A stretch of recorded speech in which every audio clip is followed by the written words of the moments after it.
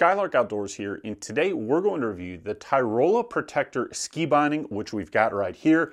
These are really cool bindings that are really like nothing else out there on the ski industry that are designed to help protect your knees and ACLs.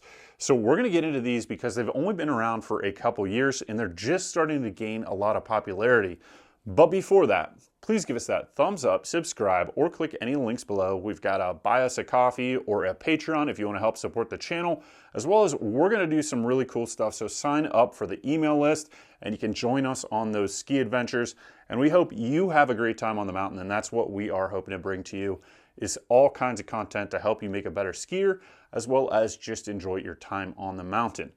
So this is the Tyrolia Protector Attack Binding. There's a couple different series of these Protector Ski Bindings. However, they all operate on the same principle. They're just kind of in a different package. This one mounts on an Attack demo rail, but there's another version that mounts on a Tyrolia power rail. And then there's one that directly mounts to the ski. But it's just really the mounting that is different between these Protector Bindings. They all operate the same in terms of how the heel is designed to operate to protect your knees. So we're going to get into that. We're going to show you how these actually work, which I haven't seen a video yet on the internet that shows you how these things actually work. So I'm going to show you the test of that rather than just CGI animation. And I'm going to go through some of the stats. So we'll go through some of the stats on why these are important and why they could make a difference for your skiing. And then we'll show you that actual test, so stick around for that. So the version that I have on these particular set of skis is the Tyrolia Protector Attack MN version. And basically that just means that the toe piece is a Tyrolia Attack toe piece, and it is designed to fit on a Tyrolia Attack demo rail because I've got a whole bunch of skis that have the demo rails, so that works out for me.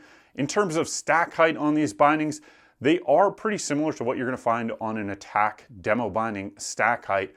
It's not that much different. So that's something people always wonder about new bindings. What is the stack height? If you are a professional level skier competing in the Olympics, you may notice the difference in stack height. In my personal opinion, for the average skier or even advanced or intermediate skier, most people aren't going to notice the difference in the stack height on these bindings, as it really aligns with what you're going to see on most common demo bindings or rental ski bindings. And in my opinion, I don't notice that much of a difference when I'm skiing a binding with different stack height, and I ski a fair amount on a lot of different skis, and you just kind of get used to it. And typically there's a lot of other things that I can improve in my skiing versus the minutia of stack height. So just to get that out of the way before we get into all the different things and features of these protector bindings. So these are designed to have a full heel release function. So a typical binding has what is a toe release, and that is going to release side to side typically, or a slightly twisting motion in the front of the ski binding. And then the heel release really just releases vertically. So it pops out, your heel pops out vertically. Where the protector comes in is that a lot of soft tissue injuries and a lot of ski injuries happen from a twisting fall or a twisting knee fall. And what happens is you don't release out of the binding. So the concept of the Tyrolia Protector Binding is that it will release in the heel horizontally as well as vertically, and then the toe has that side-to-side release as well. And that's where this comes in and really is designed to prevent soft tissue issues. So what they claim with the full heel release technology on the Tyrolia Protector Binding is that it can reduce ACL strain by more than 50%, and mitigate the risk of injuries to the knee and below the knee.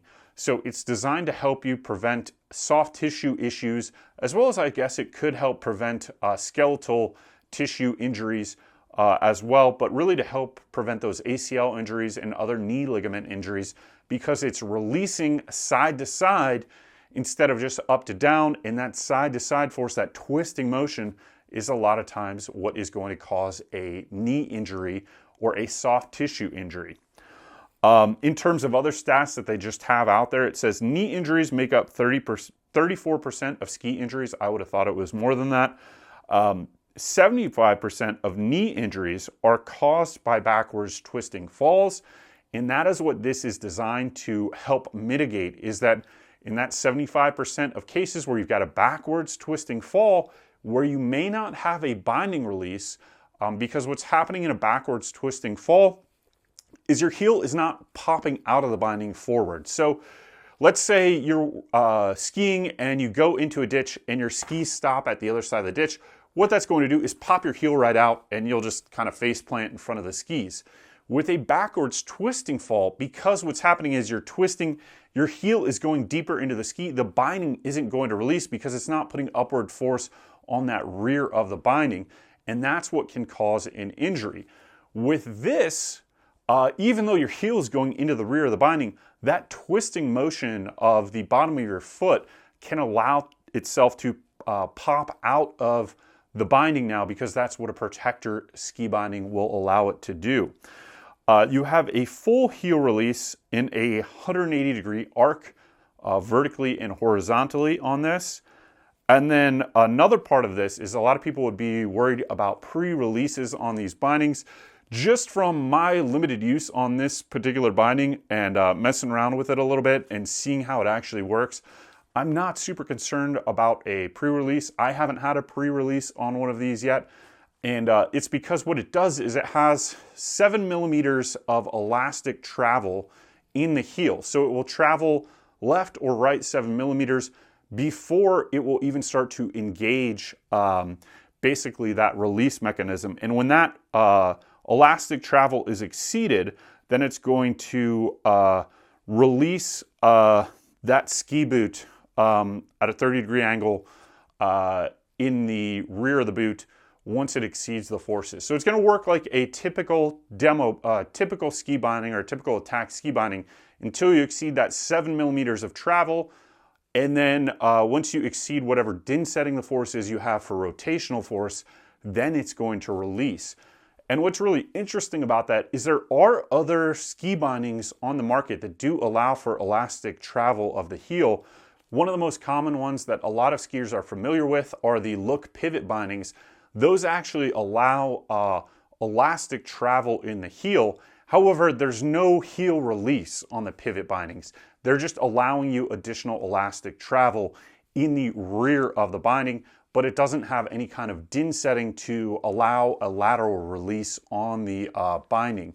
So what's different about these protector ski bindings is that you actually have 3 din settings on the actual binding itself. And what you have is your typical toe release din setting, you have your heel release din setting, and then you have a din setting for the lateral release in the heel. So imagine you really just typically have in a ski binding a front spring and you have a rear spring. So the front one's for your front din, the rear spring is for your rear din. How they make the protector binding work is you have 2 springs in that rear heel. So you've got one for your typical vertical release in the heel, and then you have another for the lateral release. So you're just adding one more din setting and one more adjustment, and that spring then is allowing that lateral release of the protector ski binding. So pretty cool. I think these are a big advancement, especially for beginner and intermediate level skiers, because it takes a little bit of the risk away. And let's say it reduces forces by 50%. We don't have the stats over the long term, how many injuries these prevent, because you couldn't tell if you're going to get an injury or not an injury from these. But my inclination, just based on how they work and seeing how they work, are that they are out there probably preventing a fair amount of injuries. I've had a ski injury before where I think something like this would have actually helped me. The worst, in my opinion, falls are when you are going at a slower speed, because you may not have the force to eject out of the binding. Typically when you're at a faster speed and you end up crashing, what happens is there's so much force and it's so instantaneous, the acceleration of your body or the deceleration of your body, as you pop right out of your bindings. It's those lower speed runs and lower speed turns where, let's say, you catch an edge or whatever it is, those are where you don't always release, and that's where you can get these twisting falls or these backwards twisting falls, or just things that won't release on your din settings. And as much as everybody is a great skier, and I hope you all ski well, it just happens sometimes. Accidents happen. And this gives you additional protection for those soft tissues in the knee. So I like the concept of this protector binding. I'm going to be primarily skiing this binding for the 2025-2026 season, just to see how it goes. and give you more feedback after a year of these. But in my limited testing and use of these particular ski bindings, I haven't had any issues with them, as well as I didn't have any pre-releases. And so we're going to show you how these work now, and you'll see the mechanism, and it makes more sense in terms of how they work once you see how the mechanism actually works on the Protector bindings. So we've got the Tyrolia Protector binding here. This one has that attack toe, so typical Tyrolia attack toe, nothing different there. And then this is where the magic happens in the Tyrolia Protector binding. So what you've got is your typical heel release. This is pretty similar to how a typical binding works. You've got a spring in here. They move the spring up to the actual top of the boot piece. Sometimes it's down below, but no big deal there. And then these ones are the attack demo bindings. They have an attack light version, which is going to sit actually a little bit lower because you won't have this big rail here. And then the toe will sit a little bit lower because it's direct mount. But where the magic happens on these Tyrolia Protector bindings is you can see there's additional screw right here. That is for the side-to-side adjustment of the din, and it's kind of hard to get the angle in here, but there is a little din indicator right here, and that's for that side-to-side force designed to protect your knee. So that is what you will not see in most ski bindings. So the first thing I'm going to do, I'm going to try and just show you how it will move, and then I'm going to try and actually activate the heel, and then we'll do it with a boot in there as well so you can see it. First, we're going to try and show you the elastic 7 millimeters of travel. So you've got your ski here, and I'm just going to push down like I have my travel. And what I want you to watch here is the right here. This is where it slides. See this where this red piece is right here? That is a like friction slider plate here and here, so that the rear binding will travel that 7 millimeters. So I'm going to put some force on that, and we'll watch this travel. You can see there it goes. It's traveling.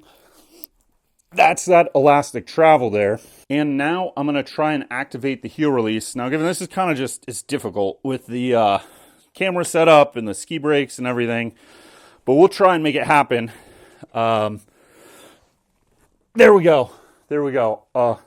You can see the, if I press right here, there we go, the heel released. It traveled 7 millimeters, and then the heel released right there. You can see how it all rotates.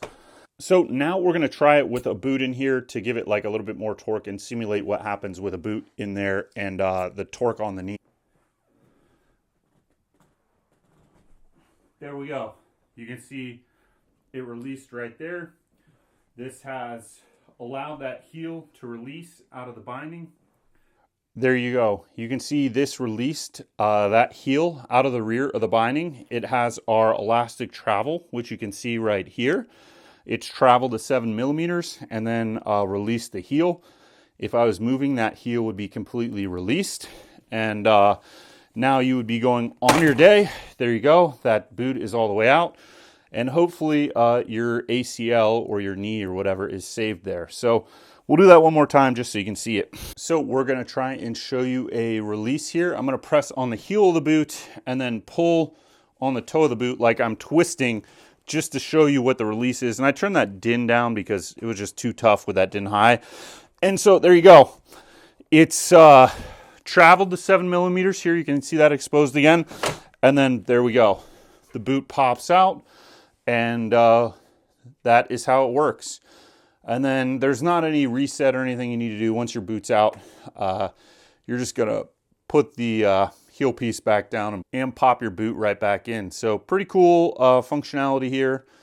And just, I think, a good demonstration of technology and how it can potentially help you out on the ski slopes.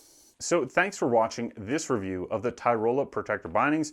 We hope you enjoyed it. Please leave us some comments down below. Please subscribe. If you want to support us, once again, subscribing is the best thing you can do. Sign up for our email list, or if you want to buy us a coffee or sign up for our Patreon, helps us bring you great content in the future so that you can enjoy your time on the slopes. And if I see you out on the mountain, please say hi and let's go ski. So thanks for watching, and we'll see you next time.